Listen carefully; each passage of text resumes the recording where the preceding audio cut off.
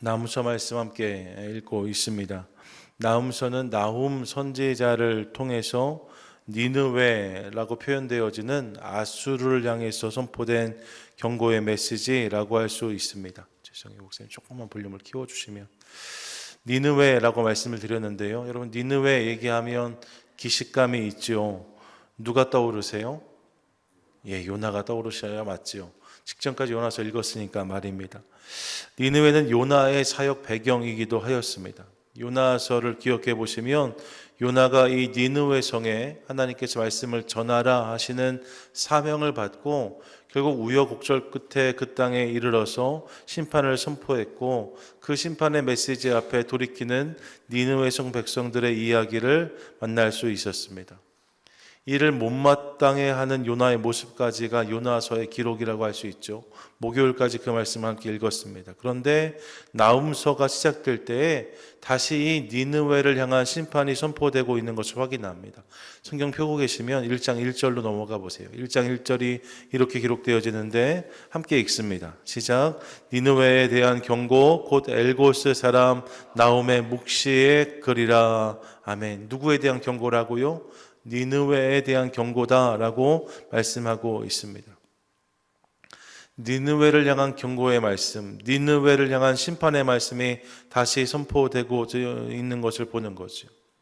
석장밖에 되지 않는 본문이지만 내용이 아주 살벌합니다. 석장의 말씀 가운데 그 땅에 임할 어마어마한 시련이 예고되고 있습니다. 다른 선지서들이 대부분 다 심판과 회복의 말씀이 함께 등장하는데 나훔서를 보면 그렇지 않아요.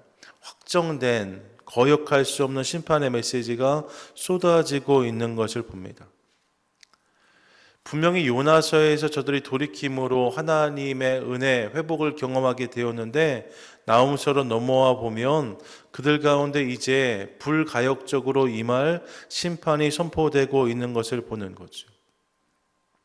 그런 모습을 보면서 요나서에서 만났던 저들의 돌이킴이 계속 이어지지 않았구나, 이 사실을 우리 기본적으로 확인할 수 있습니다. 얼마의 시간이 지났을까요? 요나서하고 나훔서 본문이 그리 멀지 않거든요. 얼마의 시간이 지났을까요? 연대를 측정하는 학자들의 이야기를 들어보면 요나서와 나훔서 사이에는 100년에서 130년 사이의 시간이 자리한다고 알려집니다. 요나 선지자가 여로보암 2세 때의 선지자라면 나훔은 훨씬 이후의 선지자인 거죠.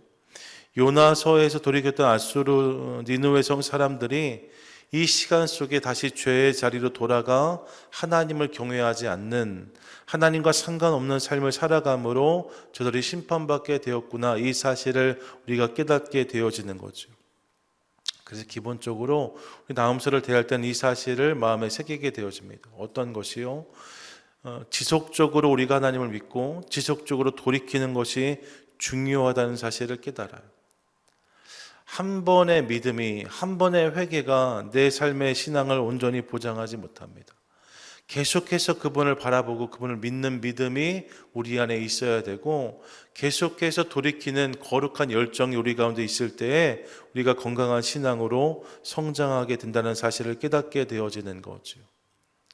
기독교 이단 중에서도 구원을 받으면 이후의 삶은 어떤 모습이어도 상관이 없다고 가르치는 이들이 있습니다. 아직도 있습니다.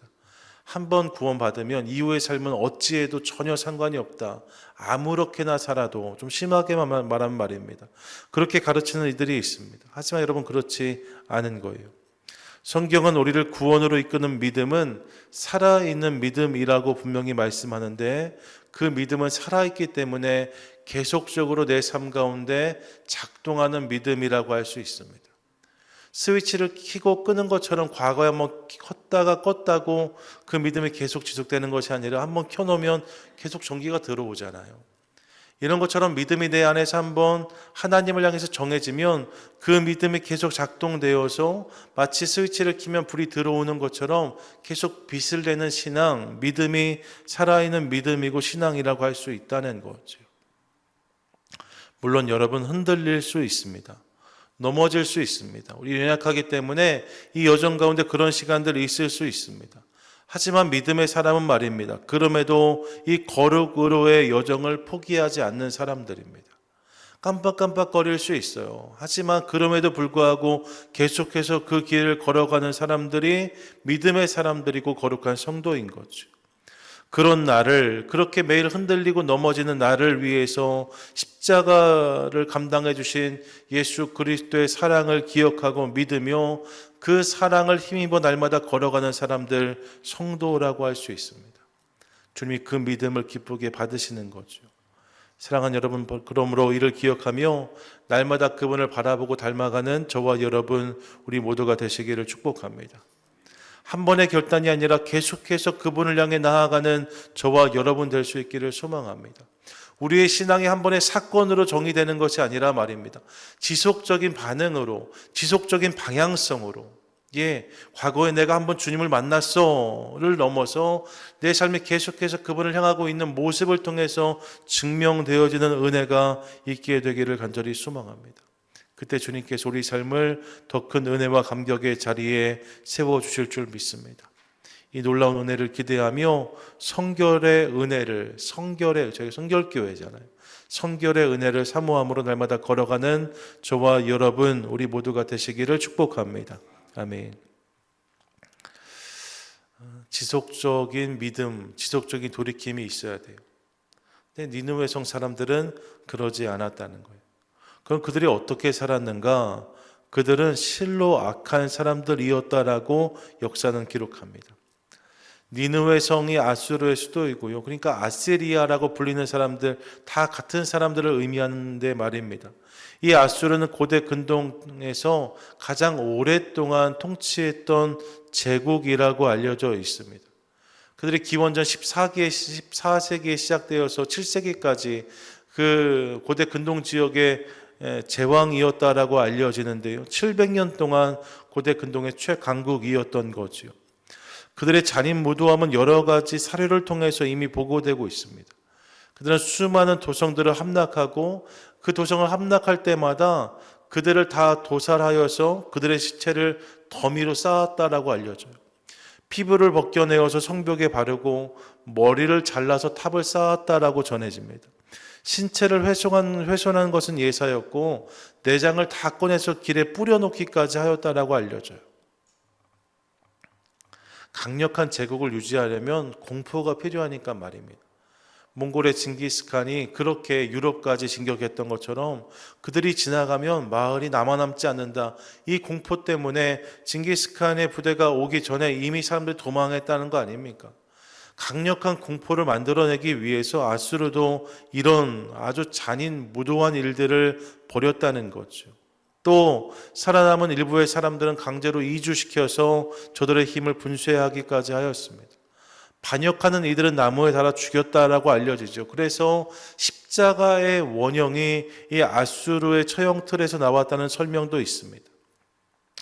그야말로 잔인한 사람들이, 그야말로 야만적인 사람들입니다. 누구도 저항할 수 없는 적이 아수르였어요. 그들이 그런 모습으로 700년을 지내온 거죠. 기원전 722년에는 북이스라엘이 그런 아수르에 의해서 함락되기까지 하였습니다. 이게 아수르의 모습이었다는 거예요. 근데 누구도 이 일을 막을 수 없어요. 왜냐하면 저들이 너무나 강력했기 때문에. 그런데 여러분, 오늘 본문을 보시면 그런 아수르를 심판하는 이가 계시다라고 성경이 말씀하고 있습니다. 그분이 누구세요? 그분이 하나님이십니다. 본문 1절인데 1절 함께 읽습니다. 시작. 파괴하는 자가 너를 찔러 올라왔나니 너는 산성을 지키며 길을 파수하며 내 허리를 견고히 묶고 내 힘을 크게 굳게 할지어다. 아멘. 여러분, 파괴하는 자가 너를 찔러 올라왔나니 라고 말합니다. 아수르가 강력한 제국인데 이제 너를 파괴할 자를 보내겠다고 하시는 거예요. 그러면서 너는 산성을 지키며 길을 파수하며 허리를 견고히 묶고 힘을 크게 굳게 할지어다 라고 말합니다. 여러분, 이건 격려의 말씀이 아닙니다. 이건 조롱의 말씀이에요. 한번 지켜보라는 거예요. 한번 막아보라는 거예요. 지금 파괴자가 올라오니까 말입니다. 힘을 크게 굳게 해서 한번 대항해봐라. 너희가 막을 수 있나? 이렇게 말씀하고 계신 거죠. 2절에 이렇게 말씀하는데 2절 함께 읽습니다.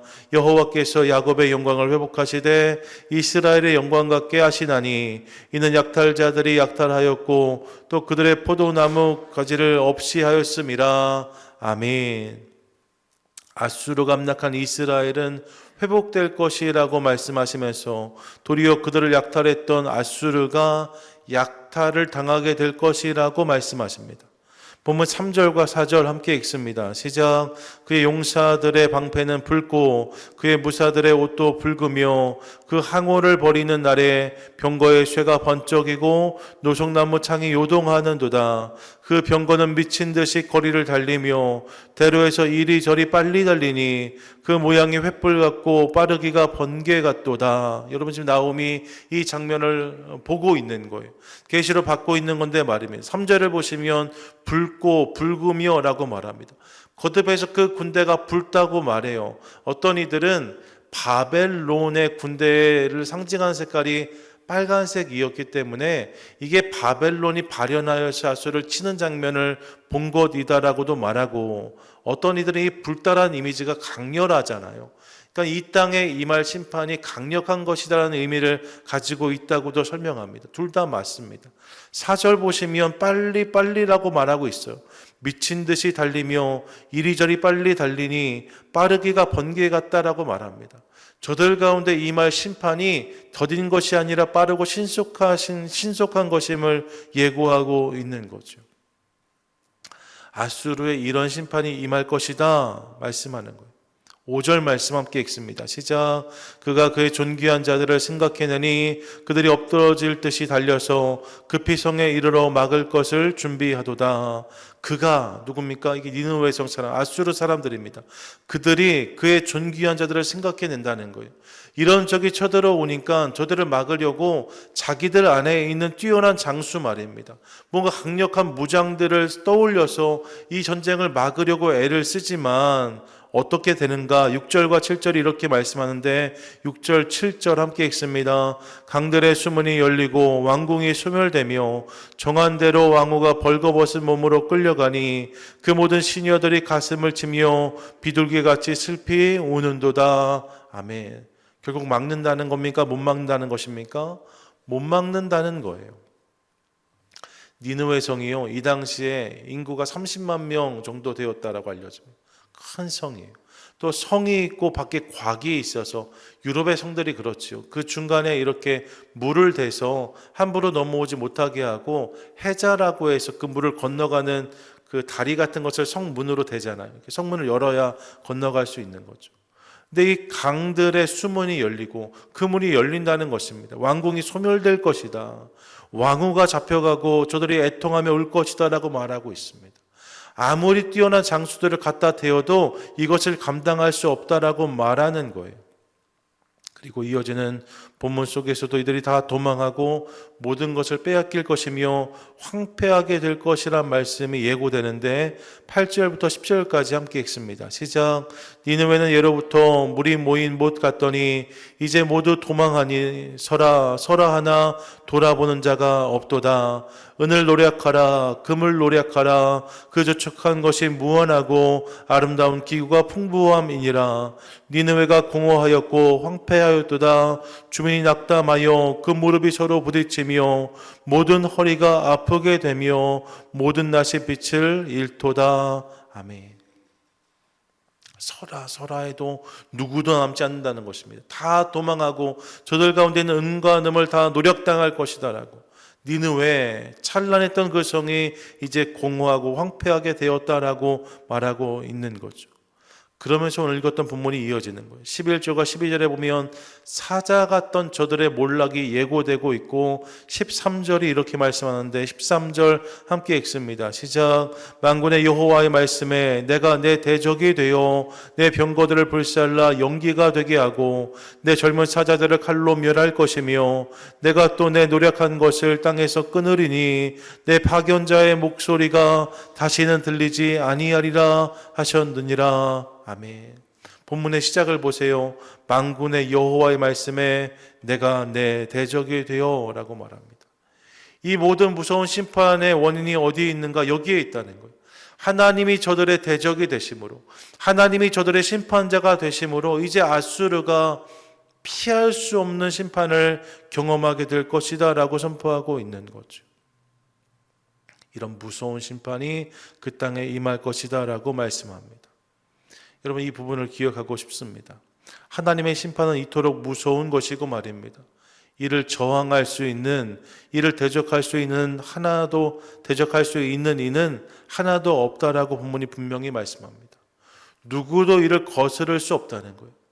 제 아무리 큰 소리치는 사람이라 해도, 여러분 700년을 다스렸던 강력한 제국 아수르잖아요. 그 제국도 하나님이 저들을 대적하시면 순식간에 무너지고 심판을 당하게 된다라고 말씀하고 있는 거죠. 하나님의 심판 앞에 거역할 이는 없다라고 말씀합니다. 그러므로 하나님의 심판을 두려워하며 인생의 옷깃을 여미는 우리 모두가 될 수 있기를 간절히 소망합니다. 여러분, 그분의 심판이 무서운 것입니다. 지난주에 예배 끝나고 이렇게 나누는데 어떤 분이 그런 말씀 하시더라고요. 아직 천국과 지옥이 잘 믿어지지 않는다. 그럴 수 있습니다. 잘 믿어지지 않을 수 있습니다. 그런데 여러분, 믿어지지 않는다고 없는 게 아닙니다. 성경이 말씀하고 있는 지옥은 너무나 무서운 곳이잖아요. 하나님의 심판이 완전히 부어지는 곳, 지옥이라고 할 수 있는데 분명히 그곳이 있다라고 성경이 말씀하고 있는 거죠. 그 심판을 거역할 리가 없습니다. 아무리 떵떵거리며 이 땅에 살아도, 아무리 강하다고 스스로 자랑할지라도 하나님이 인생을 심판하시는 때가 되면 누구도 그 심판을 거스를 수가 없습니다. 어제 본문을 기억해 보세요. 어제 본문 3절을 보시면 여호와는 노하기를 더디하시며 권능이 크시며 벌 받을 자를 결코 내버려 두지 아니하시느니라 라고 말씀합니다. 그분은 노하기를 더디하시지만 동시에 뭐라고 말씀하세요? 벌 받을 자를 결코 내버려 두지 않으신다라고 말씀합니다. 그분이 노하기를 더디하시는데 심판을 생략하지는 않으신다는 거예요. 또 어제 본문을 읽어보시면 어떤 이들에게는 하나님이 산생처럼 느껴집니다. 주님께 피하는 자에게는 은혜가 있지만 하나님께 피하는 자가 아니라 하나님을 피하는 자에게는 심판이 임한다라고 말씀하고 있어요. 얼핏 생각하면 이 본문을 읽으면서 하나님 왜 이렇게 이중적이신가 생각할지 모릅니다. 어느 때는 참으신다 말씀하시고 어느 때는 심판한다고 말씀하시니까 말입니다. 어느 때는 그 하나님이 산성처럼 느껴지고 어느 때는 그 하나님이 채찍처럼 느껴지니까 말입니다. 하나님이 왜 이렇게 변죽이 들끓 듯 하시나 생각할 수 있습니다. 하지만 여러분, 그렇지 않아요. 이것은 하나님의 이중성이 아니라 우리 모습의 중함을 보여주는 본문입니다. 우리가 어떤 모습으로 하나님 앞에 서느냐가 그분을 어떻게 느끼게 하는지를 결정한다는 거예요. 그럴 수 있죠. 저희 집에 아이들이 셋이잖아요. 그 아이들 셋이 그런데 말입니다. 느끼는 아빠의 모습이 다 달라요. 제가 믿기엔 저희 딸은 아빠를 아주 좋은 아빠라고 믿을 거예요. 근데 아들 녀석들은 아빠가 무섭다라고 생각할 것 같아요. 전 똑같은 모습으로 행한다고 생각하거든요. 근데 아이들이 저를 느끼는 게 다른 거죠. 저도 마찬가지입니다. 제가 저희 아버지를 생각할 때 말입니다. 어느 때는 너무나 좋은 아버지셨는데 어느 때는 너무나 무서운 아버지셨습니다. 아버지가 변하신 게 아니에요. 제가 변한 거죠. 제가 뭘 잘하고 칭찬받을 일이 있으면 아버지를 빨리 만나고 싶어요. 근데 무언가 잘못하고 실수하고 무언가 혼날 일이 생기면 아버지 좀 늦게 안 오시나 이런 생각이 있는 거죠. 아버지가 바뀌는 게 아니라 내가 흔들리는 거예요. 내 상태에 따라서 하나님 아버지를 다르게 느끼게 된다는 거죠. 우리가 주님 앞에 바로 서지 못하면 우리는 심판의 무서운 하나님을 경험할 수밖에 없습니다.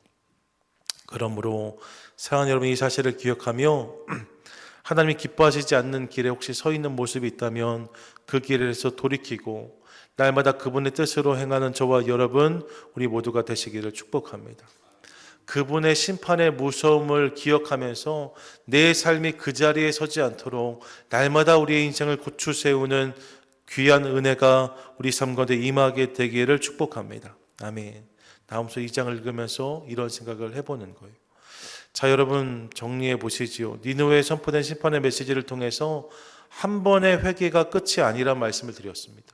지속적으로 돌이키는 것이 중요하다고 말씀을 드렸어요.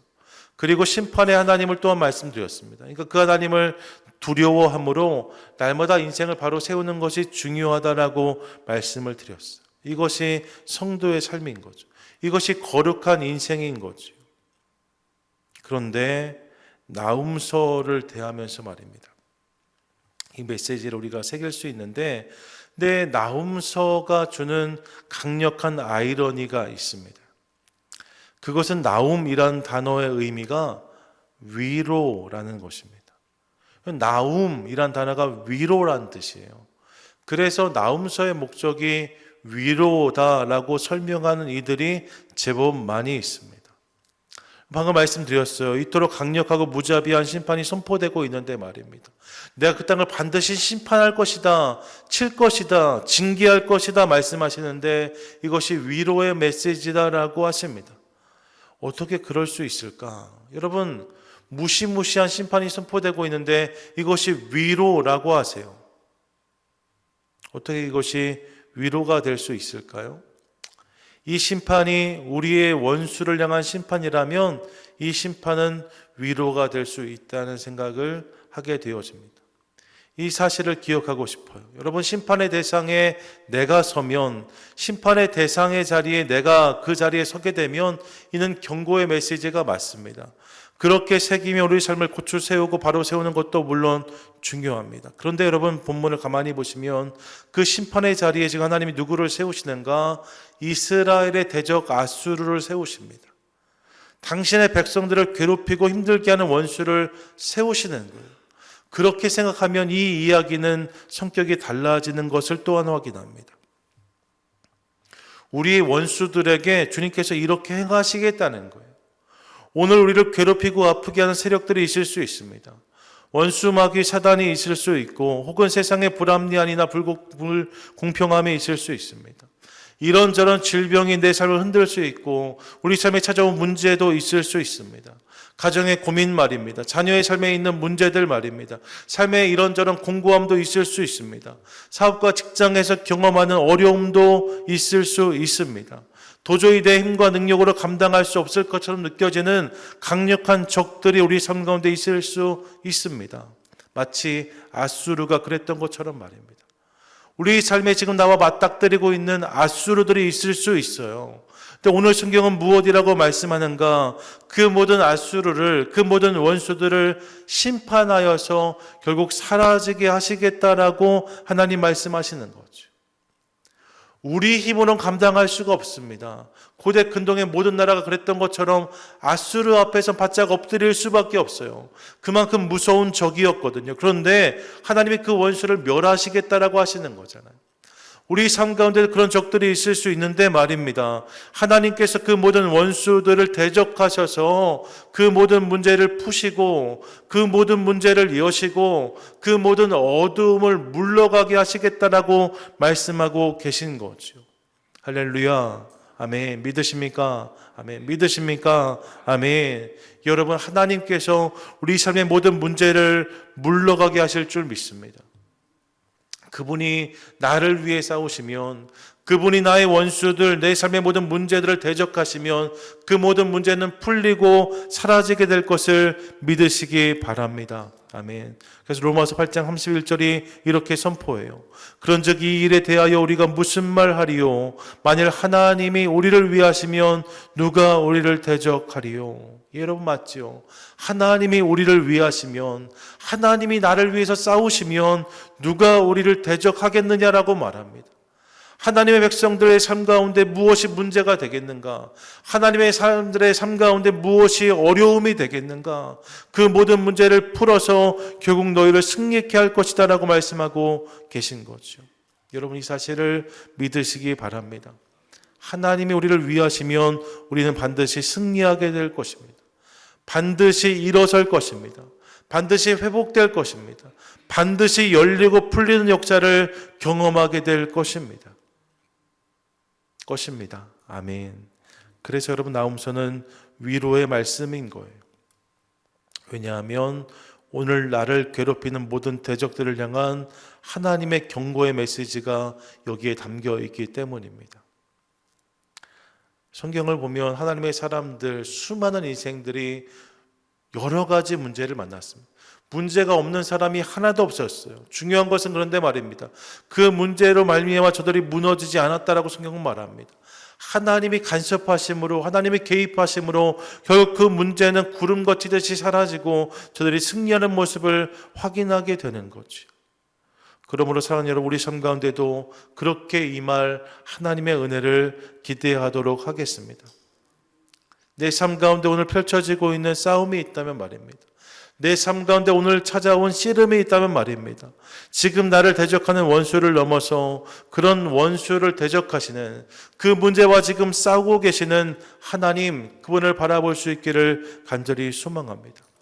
그렇게 문제보다 크신 주님, 고난보다 크신 주님, 우리의 고민보다 더 크신 하나님이 보이기 시작할 때 하늘로부터 우리 삶 가운데 위로가 임하고 소망을 노래하는 인생을 살게 될 줄로 믿습니다. 오늘 하나님이 바로 이 이야기로 우리를 초대하시는 거죠. 12월의 첫 자리에 함께 서 있습니다. 한 해 동안 여러분 어떻게 달려오셨는지 모르겠어요. 돌이켜보면 아쉽고 후회되는 일들이 있을 수 있습니다. 여전히 내 인생에 맞닥뜨리고 있는 아수르가 있을 수 있습니다. 그래서 교회력의 마지막 달이잖아요. 이제 한 해의 마지막 자리로 나아가는 첫 발을 띄고 있는 우리인데 말입니다. 여전히 낙심되고 어렵고 눌려있는 모습들이 있을 수 있습니다. 그런데 여러분, 오늘 본문은 우리 가운데 말씀하세요. 그런 나를 위해서 하나님이 싸운다 하십니다. 지금은 문제고 지금은 어려움이지만 결국 그 모든 것을 물리치시고 하나님이 우리를 회복시키겠다고 말씀하고 계세요. 이것이 우리에게 주시는 하나님의 약속의 말씀입니다. 그러므로 이 놀라운 약속과 말씀을 기억하고 마음에 새기는 것을 통하여서 11월 한 달도 날마다 하늘로부터 임하는 위로를 경험하고 그분의 힘과 능력으로 넉넉히 승리하는 인생을 살아가는 저와 여러분, 우리 모두가 되시기를 주님의 이름으로 간절히 축원드립니다. 아멘.